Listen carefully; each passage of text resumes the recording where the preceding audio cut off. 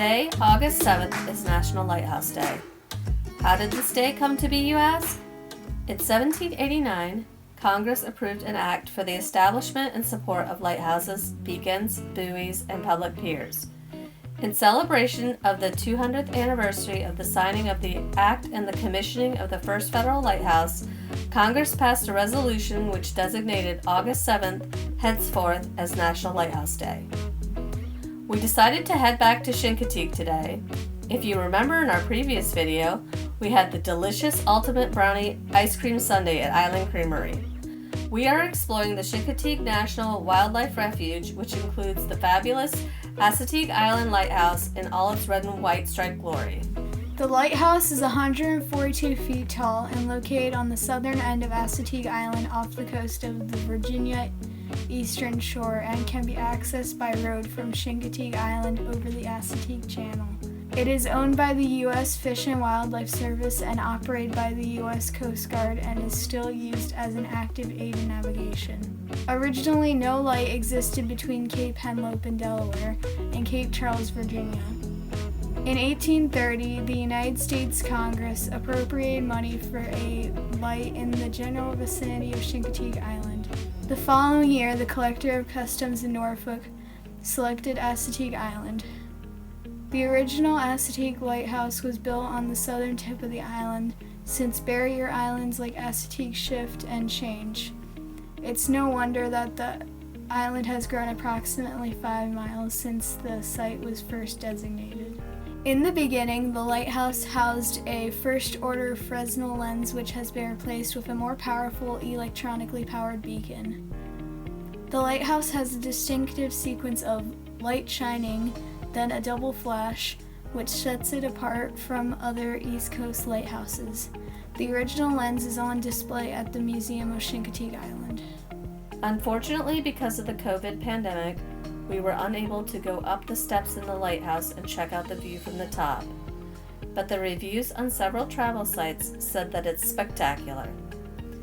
The extraordinary view includes Chincoteague Island, Chincoteague Wildlife Refuge, Assateague Beach, the Atlantic Ocean, Wallops Island, and portions of the eastern shore of Virginia and Maryland.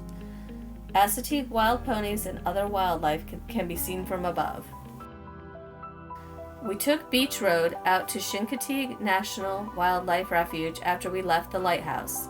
The refuge provides a home for a wide variety of wildlife and plants. This bird nerd was very happy to find out that this area is home to over 320 species of birds. How incredible is that? I see a trip back to the area for a special bird watching video in Travels and Tales Future. Shelby and I were intrigued when we came upon a sign for the Woodland Trail and decided to make an unplanned stop. Here's what we found out on our hike. The Woodland Trail is open to both walkers and cyclists and takes you through a beautiful pine forest. You can hike to Pony Overlook, where you can sometimes see the Chincoteague ponies, although today they were pretty far away. We did see lots of butterflies though, doing their pollinating, which was lovely. Our recommendation for a hot day such as today, rent a bike on Chincoteague and ride over. It will probably be easier to do the trails and you won't feel like a sweaty mess afterwards. After our hike, we drove down to the beach and discovered that there were way too many people there and decided to abandon our plans to walk on the beach. We walked to the National Park Service Visitor Center and took some pictures of Little Tom's Cove and left. We've been here before and it's a nice beach, but right now we are trying to avoid the crowds because of COVID.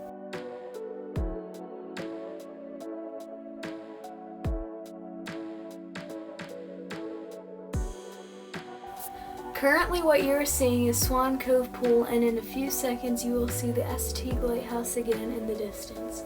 Chincoteague Refuge has 14 of these pools that total over 2,600 acres. Biologists reduce water levels in these pools to concentrate fish for wading birds to feed upon. It also provides ideal feeding conditions for shorebirds and growth of plants as a food source for waterfowl.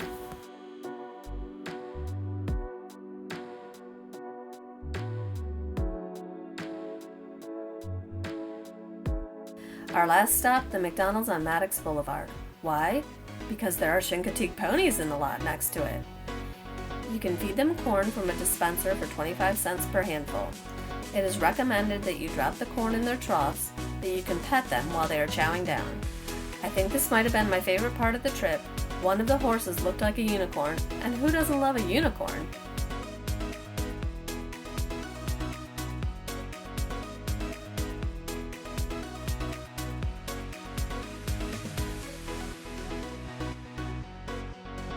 So we've come to the end of our little day trip.